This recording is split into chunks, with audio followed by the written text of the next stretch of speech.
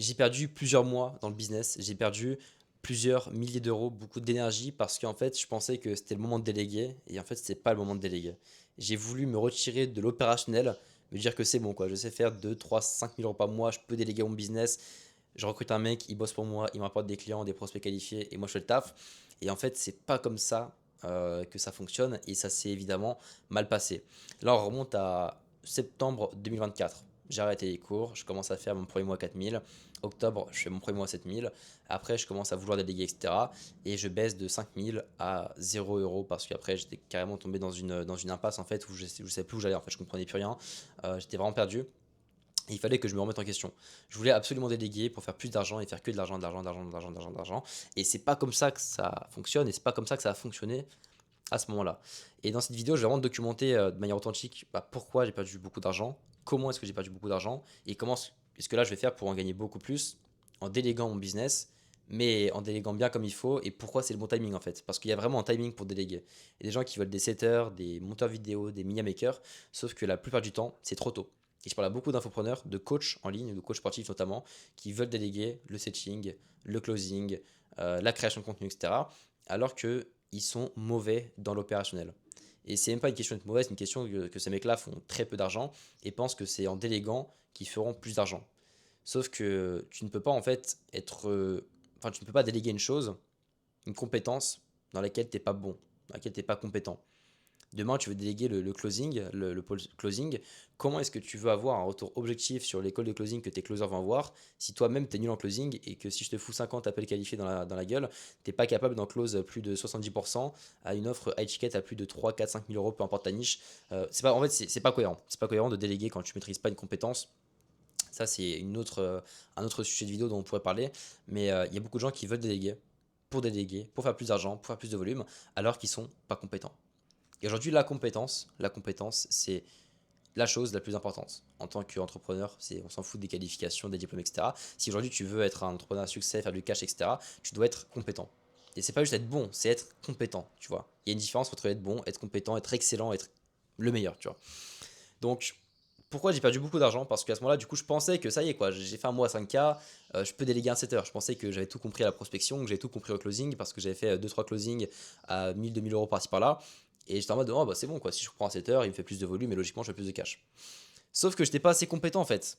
Et si on prend un gros volume, bah j'étais pas ouf, j'étais mid. En fait, c'est comme créer plus de contenu, faire de l'ads, déléguer. Ça sert à rien de faire tout ça si déjà de manière organique, tout seul, à froid, en étant solo dans ton business, tu n'es pas capable de faire au moins 5 10 000 € par mois de manière stable et récurrente. Si tu fais en dessous de 5 à 10 000 € par mois en tant que coach sportif par exemple, et que tu veux déléguer, automatiser, enfin processiser, automatiser, tu peux sur certaines choses, mais si tu veux déléguer, faire de l'ads et créer plus de contenu par plus de trafic, ça ne sert à rien. Parce que ce n'est pas en ayant plus de volume, alors oui, forcément tu feras plus de ventes, mais ce n'est pas en faisant plus de volume, en travaillant plus, que tu feras plus de cash.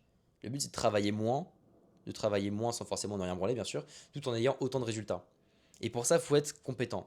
Donc moi, au lieu d'investir dans des setters, au lieu d'investir dans des monteurs vidéo, etc., ce que j'ai fait, c'est que je me suis dit, ok Tan, bon là tu repars de zéro au niveau du mindset. Ok. T'as un peu de trésor, pas beaucoup de trésor. T'as un peu de trésor, j'avais à ce moment-là peut-être 2 3 000 €. Ok. T'as un peu de trésor, là tu reprends à fond, t'as changé, enfin tu veux vraiment changer de choses, etc. Et arrêter de stagner parce que là je stagnais vraiment entre 5 et 10K par mois depuis janvier 2025. Et là on est en juillet, du coup j'ai dépassé les 15K par mois en juin, du coup le mois dernier. Et je me suis dit là il faut que je change les choses. Et ce que j'ai fait c'était d'investir sur moi. J'ai investi 8 000 € dans de l'accompagnement.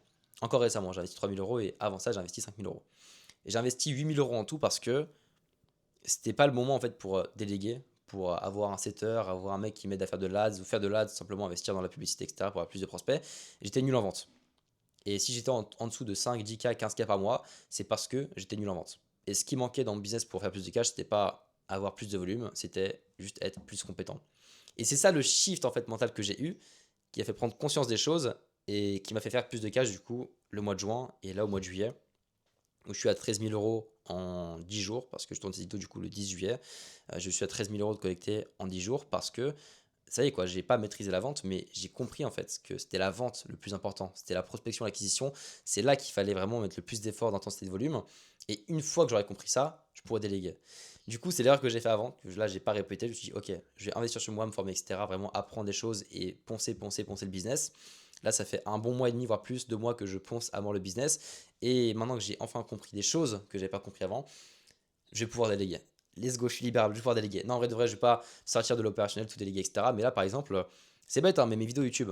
Mes vidéos YouTube, bah, en vrai, je payais pas de monteur, je payais pas de media maker parce que ça m'apportait pas d'argent. C'est juste un moyen de documenter un peu mon parcours, d'apporter beaucoup de valeur, d'éduquer mes prospects. De t'éduquer toi, par exemple, si tu es coach sportif et si tu veux monter ton activité à 3, 4, 5 000 euros par mois avec le coaching en ligne.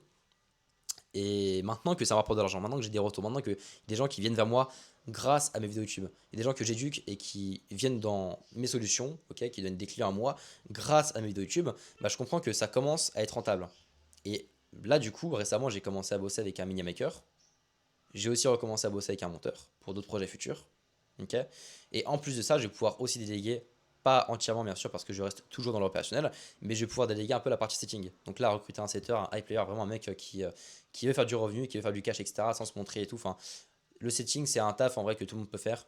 Juste, il faut vraiment y aller à fond. Enfin, c'est prospection, setting, envoyer des messages. C'est un truc qui est chronophage, c'est une charge mentale, etc.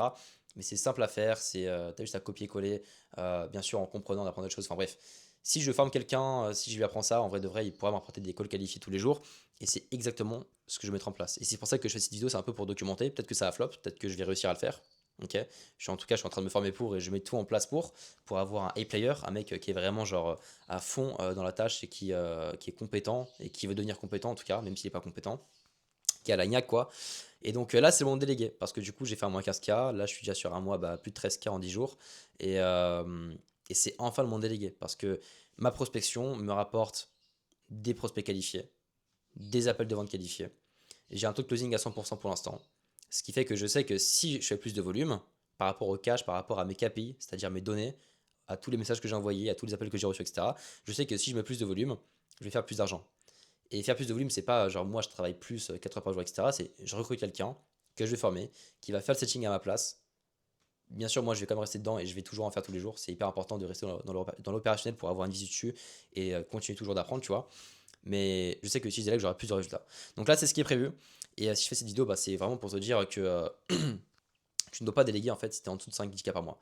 Arrête de vouloir déléguer, de penser à être un entrepreneur qui a 25 ans, ou même 30 ans, peu importe ton âge, on s'en fout. Un entrepreneur qui est dans le passif, genre qui fait de l'argent pendant qu'il dort. Ça n'existe pas ça. Ça, c'est ce que tu vois sur les réseaux, tu es matrixé par des gens qui font de l'OFM, qui font des 100K par mois parce qu'ils vendent des photos de cul et de seins sur Internet. Nous, on a un business qui est... bon, après, je critique aucun business, je vais rien dire, mais toi, dans ton business, tu dois vraiment tu dois te bouger le cul en fait, hein. Tu dois faire les efforts, tu dois bosser et quand tu commenceras à avoir du chiffre, quand tu commenceras à avoir du résultat, quand tu commenceras à saisir des choses, à avoir de vraies compétences et pas subjectif, hein, c'est pas toi tu penses que des bonnes compétences, c'est tes données te montrent et te prouvent par A plus B que tu as des compétences, c'est-à-dire tes KPI. Donc là, il faut vraiment suivre le nombre de messages que tu envoies, ta création de contenu, ton volume, bref, tous les pourcentages en gros qui amènent à la conversion. Une fois que tu auras analysé ça et que tu seras à plus de 5-10K par mois, là tu pourras déléguer. En tout cas, moi, c'est ce que je te recommande de faire. Je t'ai partagé mon expérience en toute transparence. J'ai essayé du coup de déléguer il y a un peu plus d'un an quand j'étais pas compétent et quand je me basais sur mes croyances, bah j'ai fait de la merde. Et au final, j'ai perdu 4 mois où j'ai essayé de déléguer et ça m'a rapporté aucun euro en 4 mois. Tout ce que je gagnais, c'était grâce à moi, pas ce que je déléguais. Donc je perdais en fait juste de l'argent, j'étais en perte.